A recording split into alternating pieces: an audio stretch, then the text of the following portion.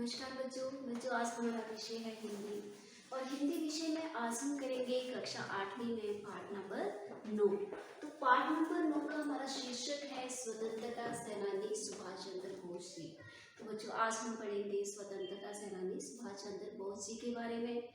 तो ये एक इसमें व्यक्तिगत पत्र लिखा हुआ है। दादाजी अपने पोते ध्रुव को पत्र लिख रहे हैं प्रिय ध्रुव, आशीर्वाद। जब हम किसी को अपने दादा दादी चाचा चाची मित्र भाई बहन इनको पत्र लिखते हैं तो वो व्यक्तिगत पत्र होते हैं।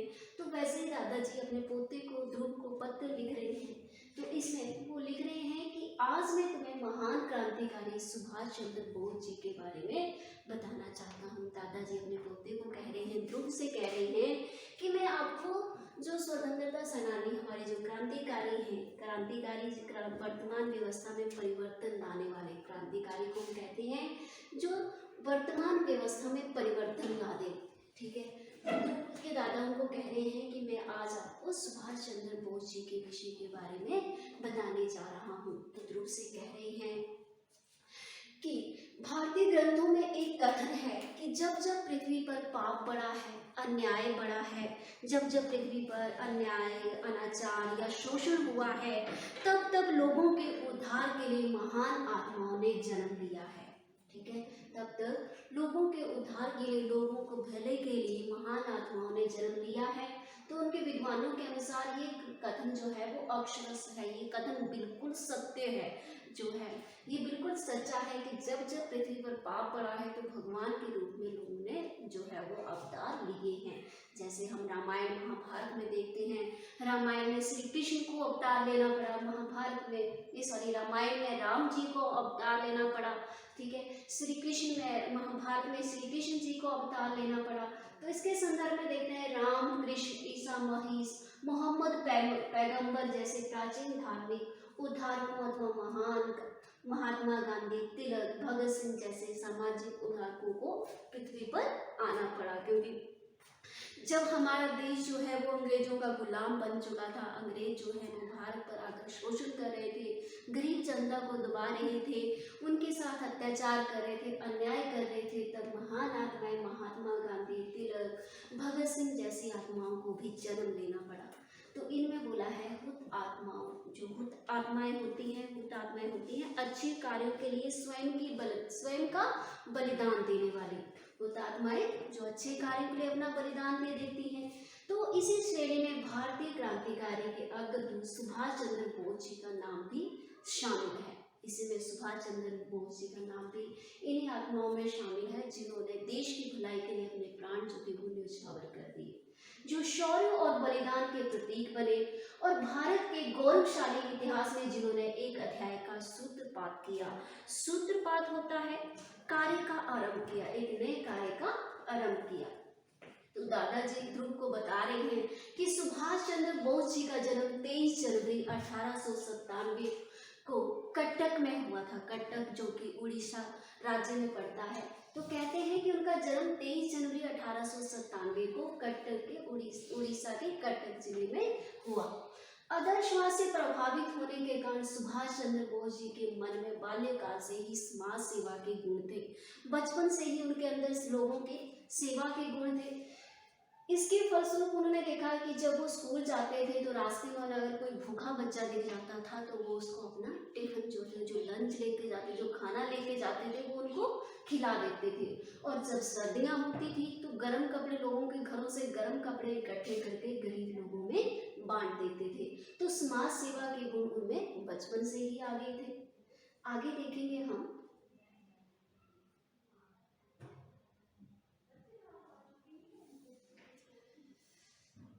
इसी बीच बोला है कि एक बार निकटवर्ती गांव में हैजा फैल गया। अब उनके समाज सेवा के गुण देखते हुए कहा गया है कि एक बार गांव में, एक पास के गांव में ही हैजा की बीमारी फैल गई और देखते देखते पूरा गांव जो है वो इसकी चपेट में आ गया। लोग मरने लगे, चिकित्सा के अभाव में लोगों को सुविधाएं नहीं पहुंच रही थी। तो इसी स्थिति को देखते हुए सुभाष चंद्र बोस जी ने कुछ लोगों को, कुछ बच्चों को अपने साथ इकट्ठे किया और गांव की साफ सफाई के अभियान में लग गए, उन तक खाना पहुंचाने लगे, उनकी सेवा करने लगे। इन्हीं प्रयासों को देखते हुए वो धीरे धीरे लोगों में लोकप्रिय होने लगे, लोग जो थे वो इनको जानने लगे। उसके बाद हम देखते हैं कि जीवन के प्रारंभिक दौर में ही सुभाष चंद्र बोस आध्यात्मिकता की ओर अग्रसर हुए। मीन्स उनमें अध्यात्मता के गुण भी थे। समाज सेवा के तो हमने देख लिए कि कैसे जब गांव में हैजा फैला तो कैसे उन्होंने लोगों की सेवा की। आगे देखते हैं कि वे विवेकानंद, रामकृष्ण परमहंस और उनके जो अनुयायी थे उनके ऊपर उनका गहरा प्रभाव पड़ा। वो आध्यात्मिकता की तरफ जो था उनका रुख था, तो उनके ऊपर विवेकानंद और रामकृष्ण परमहंस के विचारों का भी गहरा प्रभाव पड़ा। आगे देखेंगे, एक ब्राह्मण में उन्हें सत्य की अनुभूति हुई। जब उन्होंने उनके प्रभाव में आए, उनकी शिक्षा में आए, तो उनको उनका सत्य का ज्ञान हुआ। उनका मानना था कि मानव प्रेम, दयालुता, परोपकार और सेवा भाव मानवता द्वारा ईश्वर प्राप्ति के मार्ग हैं। यदि हम लोगों की सेवा करेंगे, प्रेम भाव रखेंगे, लोगों के साथ मिलेंगे, लोगों का भला करेंगे, तो यही ईश्वर के साथ मिलान का एक रास्ता है। अनेक धार्मिक ग्रंथों और पुस्तकों में भी इस कथन को उजागर किया गया है कि अगर ईश्वर तक पहुंचना है तो हमें लोगों का भला करना होगा, लोगों की मदद करनी होगी। आगे देखते हैं, परिस्थितियों से निरपेक्ष होता है, तटस्थ, किसी का पक्ष ना लेने वाला, निरपेक्ष जो किसी का पक्ष ना लेता हो। तो देखते हैं परिस्थितियों में निरपेक्ष शब्द आध्यात्मिक आभा के प्रदीप थे। आध्यात्मिक आभा के प्रदीपक में जलता हुआ प्रकाश में, मीन्स उनमें देखो धार्मिकता के गुण थे, समाज सेवा के गुण थे, लोगों का भला करने के गुण थे। ईश्वर तक उनको पता था कि ईश्वर तक पहुंचने के लिए लोगों का भला करना जो है वो एक ईश्वर तक जाने का रास्ता है। आगे देखेंगे कि सन 1857 के बाद, 1857 से हम देखते हैं कि लोगों में जो था वो अंग्रेजों के विरुद्ध जो था वो विद्रोह शुरू हो गया था। तो 1857 में पहला जो था स्वतंत्रता संग्राम जो था वो शुरू हो गया था, अर्थात अंग्रेजों के खिलाफ जो थी लड़ाइयाँ शुरू हो गई थी। तो उसके बाद हम देखते हैं कि भारत में विस्तृत स्तर पर विद्रोह का शंखनाद करने वाले सुभाष चंद्र बोस जो थे वो एकमात्र क्रांतिवीर थे। निकट से जानने वाले उनकी तुलना ऐसे शक्तिपूर्ण से करते हैं जो उनकी उपस्थिति मात्र से ही लोगों के हृदय में व्यापक अंधकार को छिन्न भिन्न कर दे, जो उनके अंदर का अंधकार है उसको दूर कर दे। सुभाष चंद्र बोस जी का मानना था कि देशभक्ति से ओतप्रोत क्रांति संपूर्ण राष्ट्र की मानसिकता को बदल सकती है। सुभाष चंद्र बोस जी जानते थे, उनका मानना था, उनकी सोच थी कि देशभक्ति के लिए संपूर्ण राष्ट्र को मानसिकता को बदल सकता, देशभक्ति की भावना है लोगों में तो वो पूरे राष्ट्र को बदल सकता है, उनकी सोच को बदल सकता है। और जीवित रहने का कोई हक नहीं है जो देश की आज़ादी में आगे ना आए, राष्ट्र को सशक्त बनाने के लिए आगे ना आए, देश की भलाई के लिए कार्य ना करें, तो उनका जीवित रहने का कोई भी हक नहीं है। यदि प्राण शक्ति त्यागने के बाद भी वो जीवित रहता है तो उसका अस्तित्व जो है वो मानव जाति के लिए कोई उसका मूल्य नहीं है। अगर वो देश के लिए कार्य नहीं करता है तो मानव जाति के लिए वो उसका कोई मूल्य नहीं है, वो व्यर्थ है, अर्थात उसका जीवन जो है वो व्यर्थ है। सुभाष चंद्र एक ऐसे योगी थे जिसे अपनी शक्ति को एकत्रित करके अत्याचारियों पर प्रहार किया। उन्होंने अपनी शक्ति को इकट्ठा करके अत्याचारियों पर, अत्याचारी कौन, अंग्रेजों पर प्रहार किया। उनका तप स्वार्थ पर आधारित नहीं था और ना ही उन्होंने व्यक्तिगत सुखों को महत्व दिया, ना ही वो अपना स्वार्थ चाहते थे, ना ही वो अपने लिए सुख सुविधाएं इकट्ठा कर रहे थे। इनकी निस्वार्थ सेवा ही समाज व देश के लिए एक वरदान सिद्ध हुई। जो उन्होंने निस्वार्थ सेवा की वो हमारे देश के लिए एक वरदान सिद्ध हुई। आगे हम देखेंगे,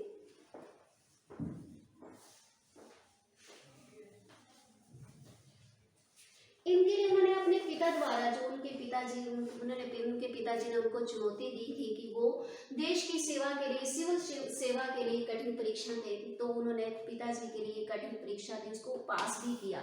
लेकिन उनकी अंतरात्मा इस बात को नहीं मान सकी, वो उसमें जो है उन्होंने वो नौकरी छोड़ दी, उसके लिए वो तैयार नहीं थे। उन्होंने देश सेवा के लिए जो थी वो नौकरी भी छोड़ दी। अपने पिताजी के लिए उन्होंने कठिन तैयारी की थी, सिविल सेवा के लिए जो उन्होंने परीक्षा दी थी जिसको उत्तीर्ण किया, लेकिन अपने पिताजी के बोलने पर भी उन्होंने क्या किया, देश के लिए, आज़ादी के लिए ये नौकरी भी छोड़ दी।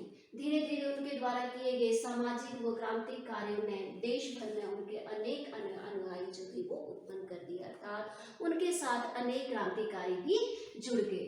इनसे डरकर ब्रिटिश सरकार ने उन्हें नजरबंद भी कर दिया। सुभाष चंद्र बोस जी को ब्रिटिश सरकार ने नजरबंद भी कर दिया, क्योंकि अब वो देश के लिए, देश के कार्यों के लिए उनके साथ बहुत सारे क्रांतिकारी जो थे वो जुड़ गए थे। सुभाष चंद्र बोस भारत देश में को अंग्रेजों से आजाद कराने के लिए दृढ़ प्रतिज्ञ थे। उन्होंने दृढ़ प्रतिज्ञा ली थी, दृढ़ निश्चय किया था कि वो देश को आजाद करवाकर रहेंगे। जितना देश के अन्य स्वतंत्रता सेनानी चाहते थे, उनके साथ मिलकर उन्होंने भी प्रतिज्ञा ली थी कि वो देश को आजाद करवाकर ही रहेंगे। इसी कार्य के लिए उन्होंने, बोस ने अंग्रेजों से लोहा लेने के लिए आजाद हिंद फौज का गठन किया। उन्होंने देश को आजाद करवाने के लिए आजाद हिंद फौज का गठन किया और उन्होंने देशवासियों को संबोधित करते हुए विश्व प्रसिद्ध एक नारा भी दिया, तुम मुझे खून दो मैं तुम्हें आजादी दूंगा। आगे हम देखेंगे, आजाद हिंद फौज ने युद्ध में अंग्रेजों को नाको चने चबाने के लिए मजबूर कर दिया। नाको चने चबाना एक मुहावरा है। नाको चने चबाना होता है बहुत तंग करना, परेशान करना। उन्होंने अंग्रेजों को परेशान कर दिया, परंतु फिर भी बॉस अपने लक्ष्य में सफल नहीं हुए। अंग्रेजों को उन्होंने नाको चने चबा दिए, तंग कर दिया, फिर भी बोला गया है कि बॉस जो थे वो इस कार्य में सफल नहीं हुए और सुभाष ने पुनः शक्ति एकत्रित करना आरंभ कर दिया। फिर से उन्होंने प्रयास करना आरंभ कर दिया, लेकिन इसी बीच उन्हें देश को 18 अगस्त वर्ष 1945 को रात 9 बजे आजाद हिंद संघ के अध्यक्ष सुभाष चंद्र बोस की ताइहोकू सैनिक विमानस्थल में वायुयान में दुर्घटना में उनकी मृत्यु हो गई। तो उनकी मृत्यु हुई 18 अगस्त वर्ष 1945 में। अब आगे कहा गया है कि यद्यपि उनके बाद सुभाष चंद्र बोस किसी को दिखे नहीं, फिर भी लोगों का मानना था कि वो जीवित थे और उन्होंने देश की सेवा के लिए, देश को आजाद करवाने के लिए गुप्त तरीके से देश को आजाद करवाने के लिए कार्य करते रहे। सुभाष चंद्र बोस ने देश को बहुपक्षीय दृष्टि से गहन अध्ययन किया था। वो देश के लिए उन्होंने बहुत गहरा अध्ययन किया था। उनका मानना था कि 200 वर्षों तक गुलामी के जंजीरों में जकड़े भारतीय में निर्धनता, भूखमरी, बेरोजगारी, महामारी आदि जो आपदाएं हैं उनका बोलबाला है और इसको आजाद करवाने के लिए लोगों को शिक्षित करना भी बहुत जरूरी होगा, क्योंकि उस समय 90% जनसंख्या जो थी वो निरक्षर थी, अर्थात अनपढ़ थी, जो कि इन चीजों को नहीं समझ सकती थी। उनका केवल एक लक्ष्य था, रोटी कमाना और खाना, अर्थात वो देश को उन्होंने अध्ययन किया था। वो जानते थे कि देश की जनता जो है वो इस बारे में नहीं समझ सकती, अर्थात देश की तरक्की के लिए जो है वो लोगों को साक्षर करना बहुत जरूरी हो गया था। आगे हम देखेंगे, स्वतंत्रता के संदर्भ में सुभाष चंद्र बोस जी ने सामाजिक, व्यक्तिगत, धार्मिक तथा प्रादेशिक स्वतंत्रता के पक्षधर थे। वे भारत को मुक्त करवाने के साथ साथ संपूर्ण विश्व का साम्राज्य से मुक्त करवाना चाहते थे। संपूर्ण विश्व के साम्राज्यवाद से, जो साम्राज्यवाद था अर्थात जो विदेशी शक्तियां थी जो देश के ऊपर अपना अधिकार जमा रही थी, देश को गुलाम बना रही थी, उनसे पूरे विश्व से उनको मुक्त करवाना चाहते थे, अर्थात एक स्वतंत्र राष्ट्र जो थे वो बनाना चाहते थे, जो कि आर्थिक सामाजिक दृष्टि से जो है वो सशक्त हो, अर्थात मजबूत हो। आगे हम देखेंगे, गांधी जी की दृष्टि के अनुसार सुभाष चंद्र बोस जी जो थे वो अप्रतिरोधी थे। अप्रतिरोधी अर्थात वो किसी के अंडर नहीं थे, अर्थात वो एक स्वतंत्र सेनानी थे जो किसी के आगे जो थे वो डरते नहीं थे, प्रतिरोधी थे, वो किसी के दबाव में नहीं थे। वे अपने कर्म के प्रति, वो चेतना के प्रति कर्मठता थी, उनके अपने कर्म के प्रति कर्मठता थी। वे आजादी का सार मर्म नहीं अपितु पूर्ण स्वराज चाहते थे। वो केवल आजादी ही नहीं अपितु पूर्ण स्वराज चाहते थे, पूरे भारत को पूरे विदेशी साम्राज्यों से स्वतंत्र करवाना चाहते थे। वे गांधी जी के ब्रिटिश के हृदय परिवर्तन की प्रत्याशा को आदर्शवादी दुर्बलता मानते थे। उन्होंने अनेक बार ये बात दोहराई कि कोई भी शासक अपने अधीन औपनिवेशिक स्थल को सरलता से नहीं छोड़ता। अब औपनिवेशिक कौन से होते हैं? जो देशों को गुलाम बना दो, देशों को जीतकर उनको गुलाम बना लेते हैं। उनके लिए गुलाम देश को उन्हें बलपूर्वक छीनना पड़ता है। उनको पता था, सुभाष चंद्र बोस जी को पता था कि 200 वर्षों तक अंग्रेजों ने भारत को गुलाम बनाया था, तो अब उनको उनसे छीनना जो है वो बहुत कठिन था। तो इसके लिए इसको छीनने के लिए केवल उनको बलपूर्वक ही छीना जा सकता था, हिंसा का मार्ग ही अपनाया जा सकता था।